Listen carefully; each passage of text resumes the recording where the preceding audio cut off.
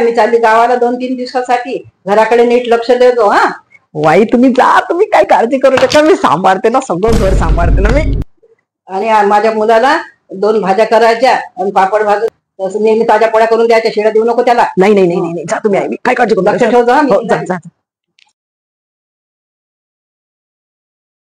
अगं माझी पर्स राहिलेली आहे. हो का? ते बरं. ही घ्या पर्स, ही घ्या बॉटल, आणि हा घ्या रुमाल, आणि जा एकदाचा. काय म्हटलं? नाही नाही आई, काही नाही म्हटलं, जा म्हटलं, तुम्ही शांततेनं जा.